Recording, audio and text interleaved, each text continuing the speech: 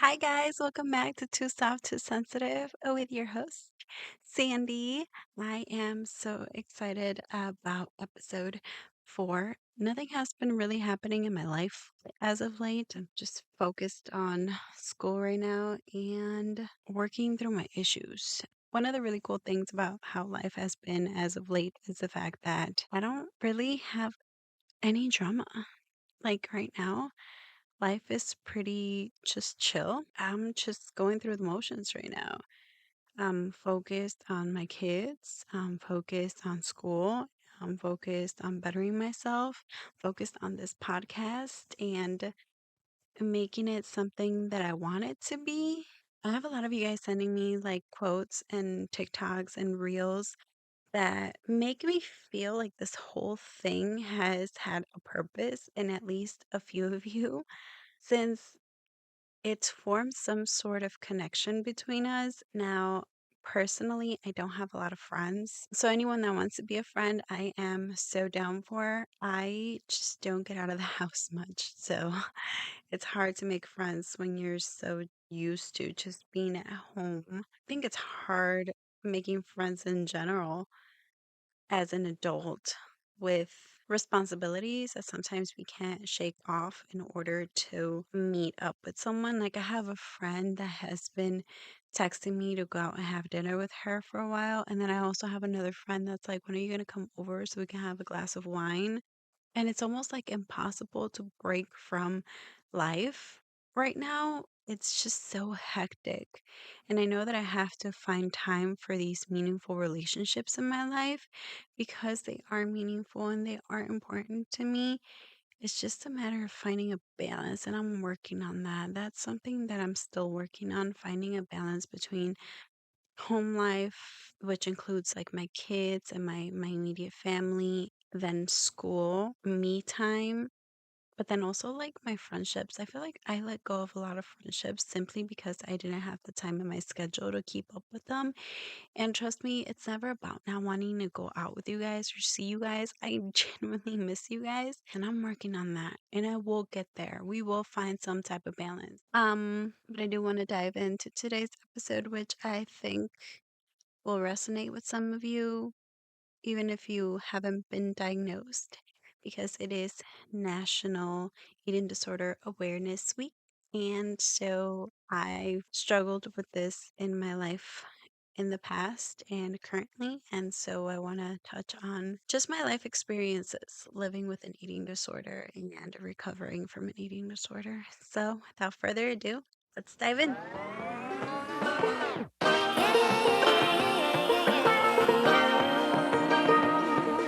So I want to start talking to you guys about what the Eating Disorder Awareness Week is.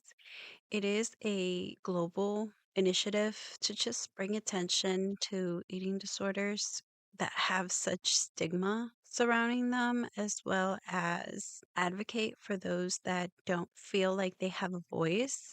And just a way to increase just public awareness throughout the world about what eating disorder actually is versus the stereotypes that we are so accustomed to as a society. And I think the best way to do this for me is going to be talking about my own personal experience with eating disorders and how I'm still in recovery.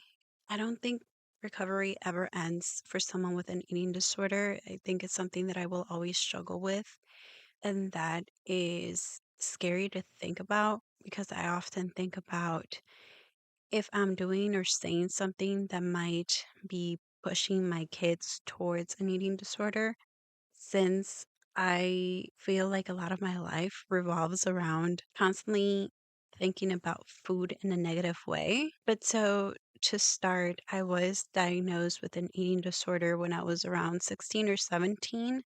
At the time, my eating disorder was diagnosed as EDNOS, so it was an eating disorder not otherwise specified, which the name now has changed to, I think it's OSFED. Yes, it's unspecified feeding or eating disorder. And as someone that was diagnosed with this type of eating disorder, it was very hard for me to wrap my mind around not fitting within any criteria of an eating disorder because as a society, we hear about eating disorders and we automatically just think, oh, anorexia.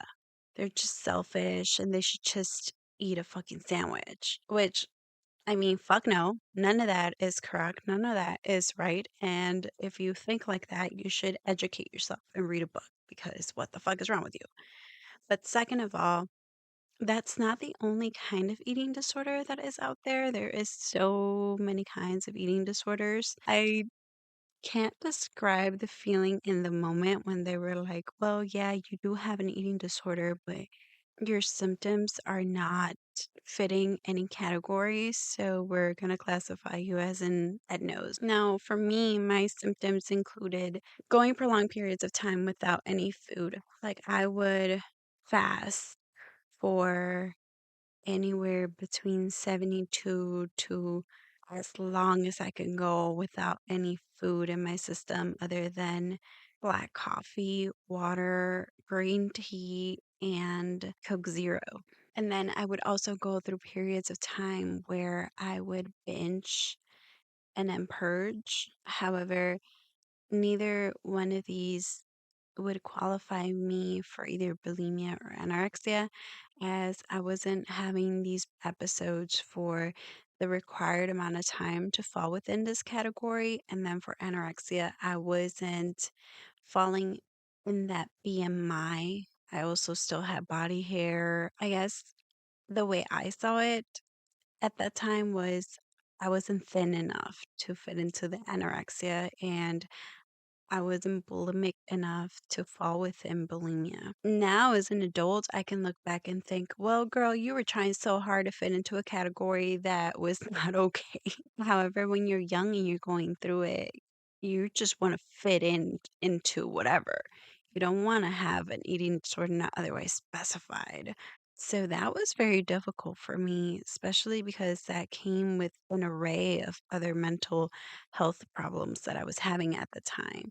And if I sit back and I think about it, it's the fact that I didn't feel much control over my life and I was looking for some sort of control.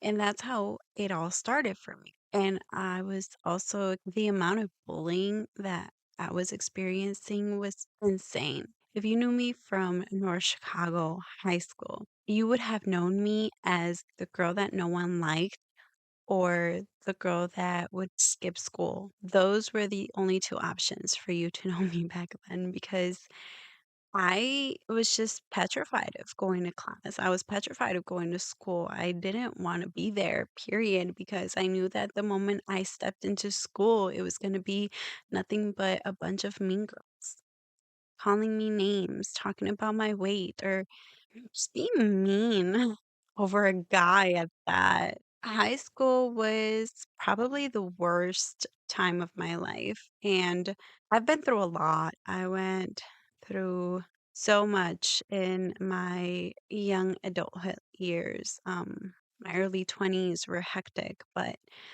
definitely high school had the biggest impact on my life.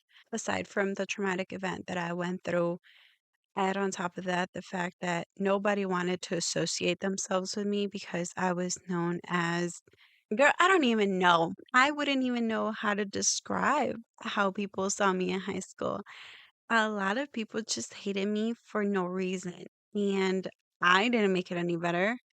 But I'm also not going to blame myself because I was like fucking 14 years old. If you're going to poke me as much as you were poking me, yeah, at some point I was gonna say some shit, okay? So I will never apologize for the way that I reacted, not because I think that I was okay, especially at my age, but as a young, naive 14-year-old kid, yeah, what else did you expect? Like, my mind wasn't fully developed, and I had, man, I felt at that time like it was the entire school just backing me into a corner, constantly calling me a slut, constantly body shaming me, talking about my body, my face, I mean, fuck. I think at some point someone told me that my nickname for when I was in high school was Willy Wonka, or then they said it was Fiona. I don't know, okay? To whoever started that, you fucked me up. You fucked me up real fucking good because I don't remember a time where I was happy during that point in my life. I mean, I remember being pregnant at 15 and never feeling quite like myself, never feeling quite like I could do anything that could make me happy. And I was looking for that happiness so bad. I mean, my life then was not good. And so what I held on to was wanting and needing that power given back to me. And I looked for that in places that I shouldn't have. And I looked for that in ways that I shouldn't have. I was traumatized. I went through a big trauma. And then it felt like I had no say in my life. I had no control over anything that was happening to me. I couldn't leave that school because my parents wouldn't pull me out. I couldn't make friends because the nasty, nasty rumors spread about me at school. Nobody wanted to engage with me. And the only people that were engaging with me were the bad influences that were telling me to skip class every day. So it wasn't a great time. And I remember eventually just dropping a lot of weight. And feeling better because I had control of when I was eating, how much I was eating. Now, I know I'm talking about my experience, but I want you guys to know that an eating disorder can look in so many different ways. It's not just how I'm telling you guys that it looks for someone else. Their eating disorder, especially in EDNOS and OSFED, those symptoms are very different to anorexia or bulimia. I mean, I knew a girl that was diagnosed with the same thing as me, and our symptoms were so different, and our reasons for doing it were so different. Eating disorders is one of those things that once that grabs onto your mind, it's so hard to achieve to let it go. It knows was changed to OSFED because the DSM-5 wanted to change how people viewed eating disorders in order for them to understand that people can have an eating disorder that doesn't neatly fall within our stereotypes. And that was really eye opening for me because I didn't even know that this changed. And to me, I went around telling people that I was diagnosed with EDNOS all the time, especially during therapy when I expressed my issues with food and how I was viewing my body. I told my therapist that I was diagnosed with EDNOS, and she seemed confused until I explained to her what the description of my eating disorder was. And then she said, okay, but she never actually told me that there was a name change for anything. It wasn't until I was prepping for this that I was like, wait, what? And that really caught me by surprise. And I'm actually really happy that they made that change. I feel like that is going to open up a lot of conversations on what eating disorders are and why eating disorders come to be. So I was diagnosed when I was like 16, 17. I am 28 years old now, almost 29, and it is something that I still carry with me at all times, especially when I start seeing the weight gain in myself. It's something that I struggle with a lot. I don't even know how to explain it to you guys, but there are certain things that I cannot do that someone trying to lose weight can, because it is so easy for me to fall back into routines and habits that I had when I was 16. I mean, up until recently, last summer, I believe I went 2 weeks without any food. And it wasn't until I was like, holy fuck, girl, what are you doing? This is not okay, that I realized that an eating disorder is hard to beat. It is a constant struggle. And I don't ever think that it's going to fully go away for someone like me that has struggled with the shift in weight constantly. Like, I've never been at a constant weight for prolonged periods of time. And when you have seen me really skinny, I'm struggling. It's never been like, oh, I'm in my health kick. No, Trust me, anytime you see me skinny, I'm struggling mentally, emotionally, and with my eating disorder. I do want to clarify though that emotional eating and an eating disorder are different because emotional eating is conscious, right? You are thinking while you're eating. Emotional eating is an emotional response to something stressful or sadness or boredom or simply happiness. It's something that happens as a response to an emotion, whether it's a good emotion or it's a bad emotion, it happens as a response to an emotion. An eating disorder, my type of eating disorder, like the binging, happens when I want to fill a void within myself. It's something that I can't stop once it's started. So I can't just say, oh my God, I'm full, I'm going to stop.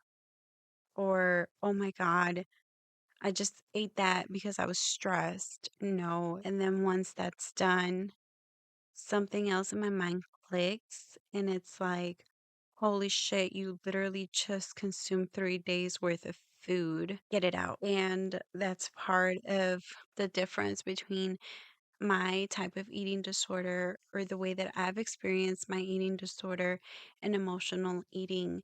Emotional eating is also occasional. However, an eating disorder is a pattern. Like this is something that I do. It's an immediate just response. There's no time to think it through. In the moment, I don't even see it as being an issue. It's just my body is accustomed to doing it and it's just rapid fires and it goes. For both binge type of eating disorder and emotional eating, they're both used as a type of comfort or a coping mechanism that isn't healthy for either. They're both used to soothe or distract you from whatever is happening, and they both lead to negative emotional reactions such as shame or guilt.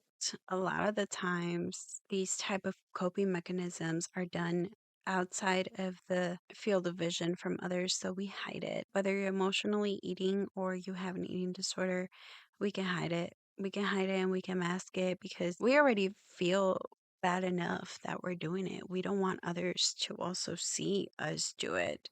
That would only amplify how horrible it makes us feel. Unless you've really experienced this before, I cannot explain it to you. I guess the best way that I could attempt to explain it to you is if you are a picker, you have a pimple and you pop it and then you keep picking and picking and picking at it and you won't stop and you can't help but to pick at it even though you're making it like irritated and it's getting sore and painful to the touch.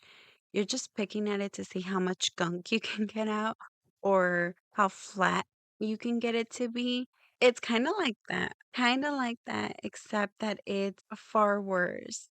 There is no sense of self control. You are not even aware of what's happening half the time. It's as if your body has detached from your mind and it's just going to go and there's no stopping it. And the feelings afterwards, it's the realization that hits you after you're done that really affects the psyche. It's the not just, okay, well, tomorrow is going to be a better day.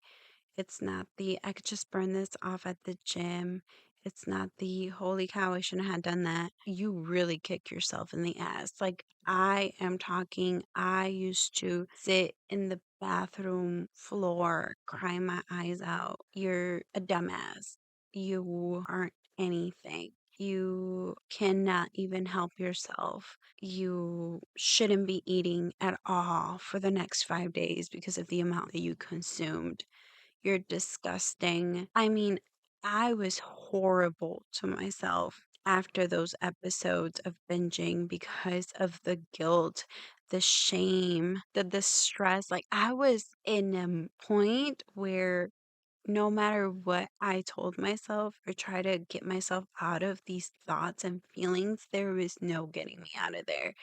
And again, all of this was cocooned by other mental health problems. So that escalated another mental health issue that escalated another problem within me, and then that would escalate the other thing, and it was just a never ending cycle of just hurting myself in the worst way possible. It was wanting to achieve this sort of perfection, and because I couldn't achieve that perfection, I tried to control what I could control. So if I lost control and I overate, how can I rectify this right now? Okay, I would go try to get rid of the food in my system. I don't think that was enough. So I would work out 2 hours locked in my room. I don't think I burned enough calories. I'm going to go on a 72-hour fast.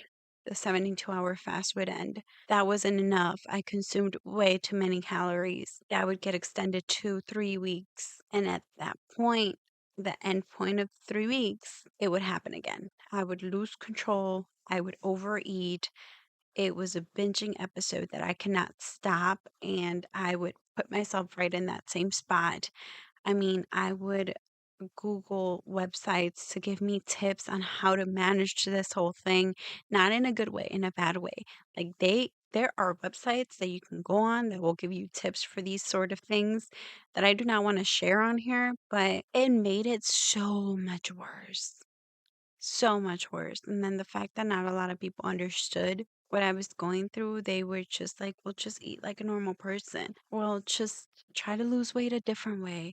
It wasn't about just the weight loss. It was much deeper than that. It was trying to achieve this sort of perfection that truly doesn't exist. Now, all this to say that now, when I want to lose weight, now when I see a change within my weight, I can't simply track my calories and work out. Matter of fact, I can't track my calories, period, because that triggers old habits. And I don't think that I was fully aware of any of that because there was a year, 2019, I believe, I lost a tremendous amount of weight in a period of time that shouldn't have even been feasible. Like, I don't understand how I dropped 60 pounds in a month, but it happened. And I was fooling everyone into believing that I was doing keto and keto was great for you and blah, blah, blah, blah, blah, blah, blah. No, no, if I look back at it now, it wasn't keto that was helping me. It was the fact that I had an eating disorder and I was really good at hiding it. I mean, if you look at pictures of me back then, my body wasn't strong. My body wasn't proportionate in a way that a woman's body should look. I was struggling with my eating disorder again. And that realization didn't happen until after I had leans. I started going to boot camp and I downloaded the MyFitness app to count my calories because I wanted to get in shape and I wanted to lose the baby weight. And I logged back into my MyFitnessPal account and I realized, holy shit, girl, you were not eating. I mean, my calorie intake wasn't what is recommended when you're trying to lose weight. I was hitting days where I was only eating 300 calories on keto. Well, yeah, no, duh shit. You're going to lose a shit ton of weight if you do it that way, especially when you're at such a high weight.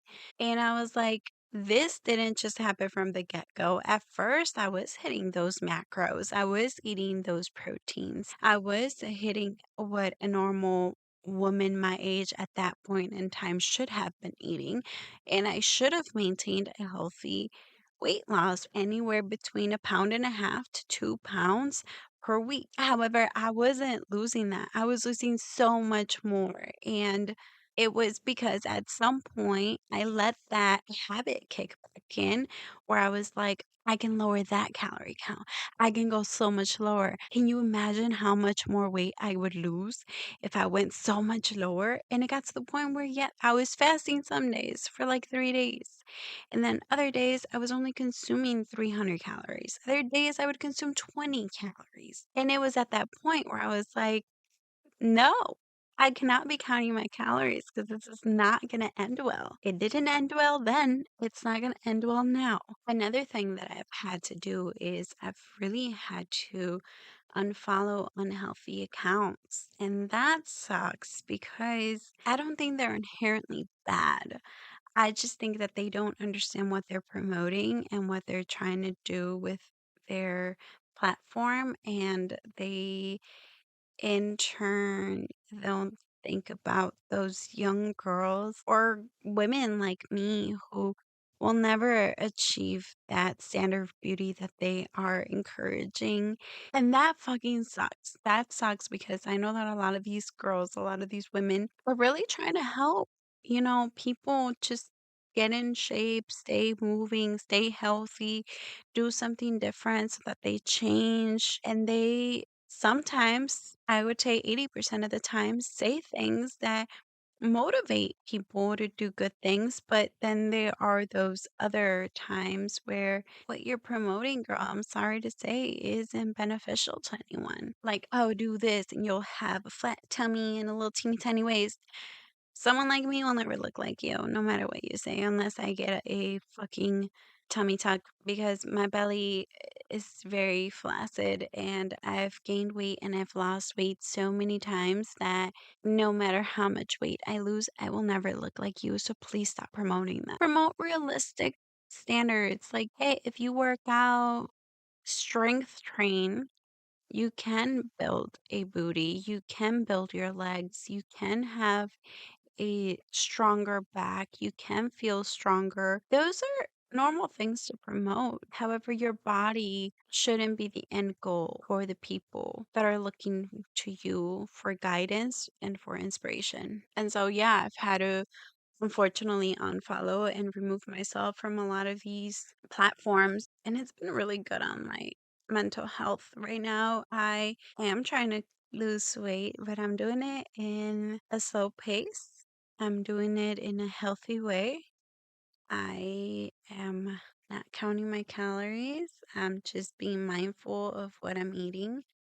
For example, today I had a protein cookie after going to the gym, and then I came home and I had chicken salad with buffalo sauce, an avocado, a couple crackers, and it's small changes on top of the working out that have helped my ongoing, probably forever recovery.